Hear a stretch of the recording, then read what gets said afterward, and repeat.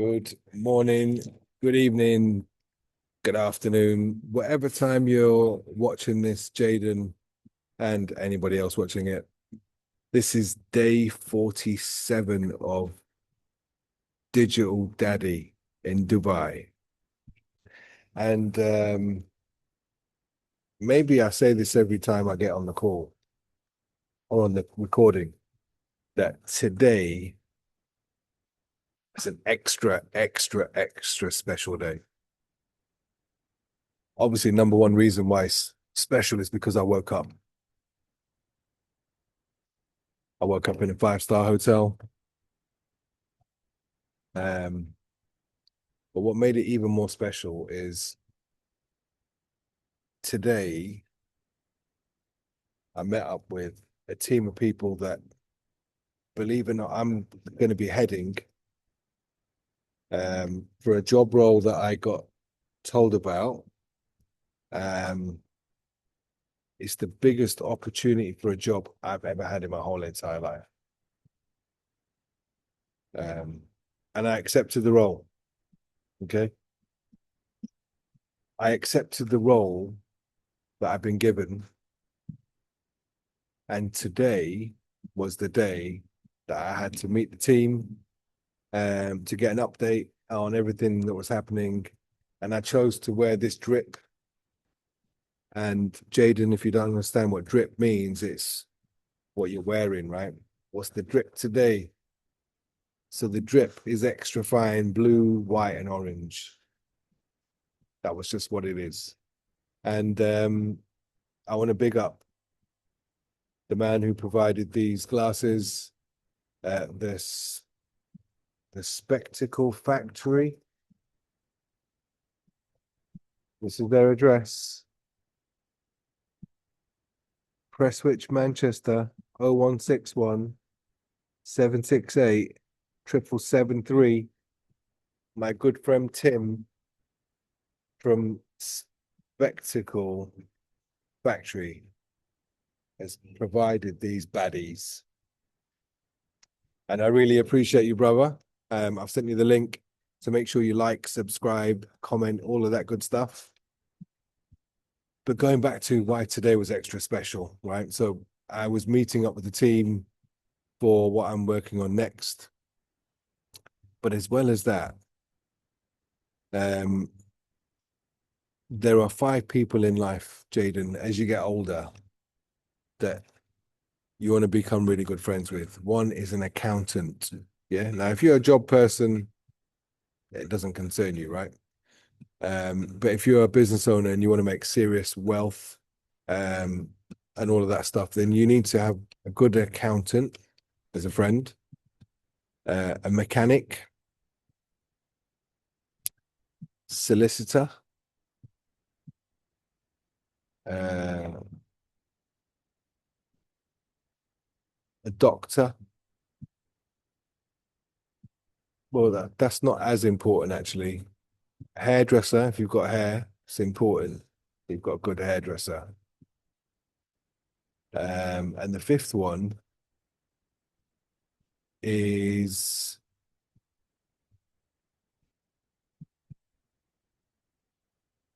mm,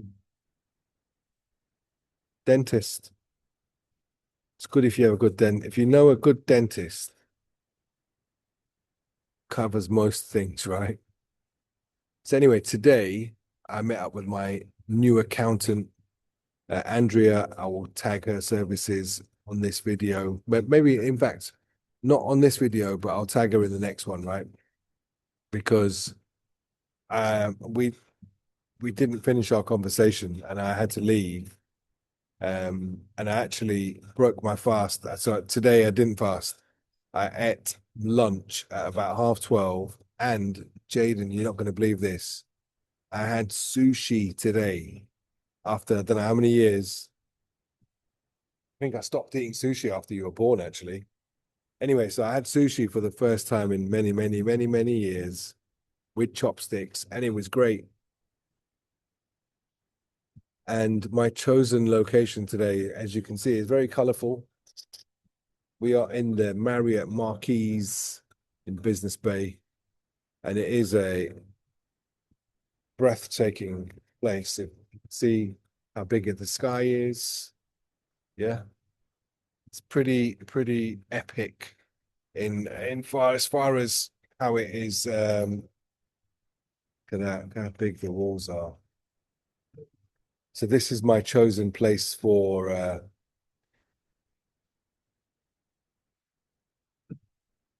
recording today. And I did something this morning, which you could say I rattled a few feathers this morning. Only because sometimes you need to wake up and understand why you're here and what you're doing, right? I remember when I lived in South Africa, I made friends with these guys and I would call them every day. We'd meet up and we'd go to loads of nice places. And I don't know if you know the history of South Africa, but there was something called apartheid, where if you were black, Asian, or colored, you weren't allowed to go to certain places, and it was only for white. If you were white, you were okay. So how you're friends with Charlie, Felix, Nyla, all of that, what we have in the UK is there's no apartheid. It's multicultural. And even if there are divides in their personal home capacity, in South Africa, it was very prevalent and it was there. If you come across Nelson Mandela and the whole story of South Africa and all of that stuff. So when I went there, I was aware of it, and my friends were predominantly Indian and English whilst I was there in Cape Town. And I remember one day we were driving past this club, and I said, "Why do we not go there?" And my friend said, "Oh, that's where the black people go." And I found that really odd. But it's really strange. Why don't we go there? Anyway, so they never ever went. And what happened was I met this lady in a bar and we got on really well. And I said we should go for a coffee sometime. Anyway, it never happened. And then one day I got into a taxi and it was a London cab, but it was a shared taxi. So you could flag it down and there were other people already in the taxi and they'd take them so you jump along and it's quite exciting for someone like me because I like meeting new people. Anyway, this lady that I met in a bar that we got on really well with, that I got on really well with, happened to be in the taxi. And she said to me, she goes, "Where are you going now?" And I said, "I'm going home." She goes, "No, you're not. You're coming with me." Anyway, we became really good friends. And I went to a local salsa place that was open. It was a night that we went to on a regular basis on a Sunday night. That was the place to be. They did salsa and it was really cool. So I went to this salsa place on Sunday with her and her friends, right? And this is when this is when I got the realization, right? And I'll divulge on what I'm talking about as we develop the conversation. So the thing that I realized was when I got there, it was where I went on a Sunday basis with my friends, right? This time I'd gone with I've forgotten the girl's name now, but all her friends were black and I was the only non-black, but didn't make any difference to me because we were just friends, right? Like you are with Nyla. Anyway, so we've gone to this venue, which was famous for a Sunday night in Cape Town for being that place to be on a Sunday. And whilst I sat on the table with my friends, the people that I'd normally call, they turned up. But you know what I realized? They hadn't called me. And I was like, wow. Sometimes when you make the observation, you realize that I'm the only one, it's me calling them. And if I stop calling them, will they call me back? Remember, I gave you this analogy that sometimes you might notice that your friendship is one-sided. It's always you calling them. And if you don't call them, they don't call you. And that's when I realized, and a lot of my friends became Nigerians then, right? Because she introduced me to some of my Nigerians. And now I had a different set of friends. And I call them friends because they would call me and say, Dizzy, are you coming out tonight? And they said, we'll come and pick you up. All of my other friends, which I believed were my friends, were only friends when I called them. Not when I, not when I, not when they're not, they didn't call me. And that tells you a lot, right? Of how much somebody actually wants to speak to you. Look, you're going to come across people in life where you can only talk to them for a minute.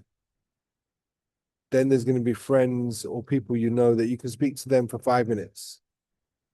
Then there's going to be people you can talk to them for hours and hours and hours and hours and hours. And then the ultimate one is where you can be with somebody, not say nothing, and it's still fine. You know why? Because you're comfortable with them. There's no judgment. There's no boredom. And these are the things to look out for, right? Day 47 in Dubai. And like I said, I ruffled a few feathers this morning. I'm in a WhatsApp group, and all they post about is football, beer, what they're going to eat. Pretty surface level stuff. And last night I watched a video by the comedian Jimmy Carr. And he said some really, really valid points. Because as a man in this world, and you may not have this issue, and I hope you don't, not a lot of people share how they feel, especially men. And there are lots of men that they don't ask for help. They don't share how they feel. Because every problem you will face is something that the human race already has a solution for in place. That's from my book. You'll see it one day. If you read it, when you read it, shall I say? And the reason I ruffled these feathers is because I posted in the group this message, which is, we have limited time. And for men to understand that talking to other men is okay. If you're struggling, it's okay. Last year was a difficult year for me, probably the most difficult year of my life. I'll never forget, 49 years old was the hardest year of my life, because when you're up here living the dream, and the living the dream, right? Helicopters, dolphins, all of that good stuff. When you're at that high and then you lose it all and you struggle and you don't know who to talk to. Luckily for me, I had people like Uncle Ronnie. Yeah. Uncle Ronnie and Mushy were angels for me. Ronnie didn't need to do what he did for me, but he did, right? And I'm truly, truly grateful from the bottom of my heart that Ronnie was there. And he was a good guy, man. He's still a good guy, yeah. But that was the support I needed. I appreciate your mother for holding the fort. Yeah. And I'll forever be grateful for her. and for being your mum, right? So I'm grateful to your mum for being who she is, and I don't ever want her to change. She's perfect the way she is, right? You have the best mummy in the world. Um, but Uncle Ronnie and Uncle Mushy were really good guys for me on this journey so far. And they helped me, right? And I remember saying to Ronnie after my most difficult year, if I had to lose everything to spend 9 months with you, it was worth it. Because look, sunshine, people, there's going to be different people will come into your life for different reasons. And sometimes you might not be aware of why they're there because there's your plan and then there's God's plan, right? You may have a plan to do something and then you get diverted somewhere else. And look, you are never, ever, ever going to be in a position where you know everything, right? You don't know everything. You never will. I don't know everything. I'm an eternal student of life. And what one thing that I learned from Tony Robbins, the reason children are always excited is because they're learning new stuff, right? And then what you might find is grown-ups get a little bit boring. They do the same thing every day. And they never learn something new.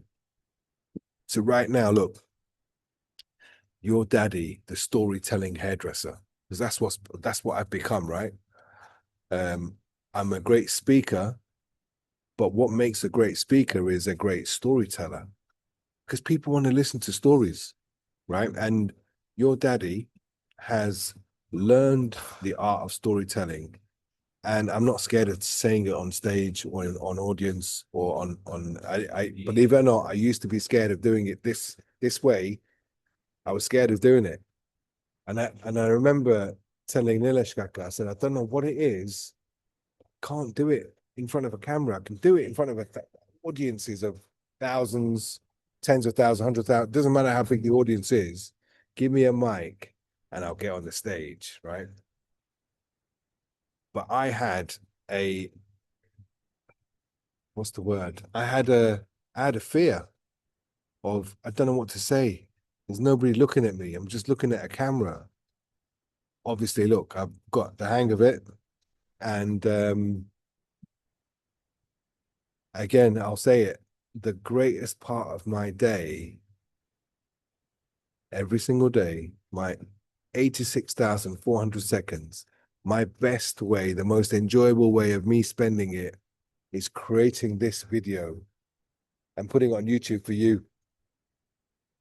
And I was saying this to Rishikaka that, whether you watch it now, tomorrow, in 5 years, 10 years, it doesn't matter to me. I know your digital daddy is online. And the message I'm sharing with you right now, it'll be relevant 5 years from now, 10 years from now, 20 years from now. Why? Because I'm just telling you basic human stories of how I've evolved and learned and become who I am today. And remember when we were driving to Nanny's and I said to you, prepare for the worst, but expect the best. I'm doing it right now. I'm preparing for the worst case scenario. And the worst case scenario is that I leave my physical form, right? You know that. And the reason I say that is because when somebody passes and they die, the body's still there, right? But they're not there, which proves that you are not the body, right? You are not the mind. There's somebody inside the body speaking like I'm speaking right now. So your digital daddy, it's a recording. It's a recording of my soul, the spirit of unconditional love, delivering from the bottom of my heart messages for my son, my sunshine. And look, Again in Dubai, the sun is not shining, yeah? The sun is not shining. The sky is not blue. But I do this in the UK. When the sun is shining, when the sun isn't shining and the sky is grey, you can rely on me to add a little bit of color to your life. It's funny, the taxi driver said, "Oh, it's times are not good." And I said, "Mate, times are amazing for me. I don't know what else is going on in the world, but today's a day that I got offered the biggest contract I've ever been offered in my whole entire life. Monetary value that um I can't even say. And it doesn't really matter. All you need to know is the biggest offer I've had in 50 years. And look, the universe isn't going to deliver anything to you that you don't deserve, right? If you choose to eat too much, you've chosen to weigh too much. You can choose to set goals and realize your potential, or you can choose not to. Remember, life is a choice. Just listen to that voice. But make sure you know which voice it is, right? We've got two voices. There's the voice that you can hear, and there's another voice inside, right? And remember, look, life and success is an inside job. What you tell yourself will become true. This morning, I looked in the mirror and I said, you know what? Well done, Dizzy.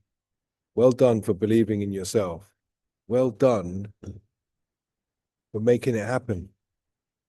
Because right now, I'm away from you and your mum, my dad, my mother-in-law, father-in-law. I'm away from everybody on my own. And anything could happen, right? So how am I preparing for the worst? If the worst case scenario happens, I get hit by debris and die. I have a heart attack whilst I'm sleeping and wake up and never wake up. These are things that are possible, right? And because these things are possible, um, I'm preparing for that. I'm preparing for the fact that this could happen to me. And if it does happen, guess what?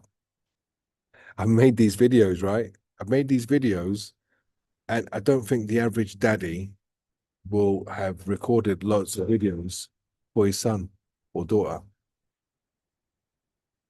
However, I've understood it.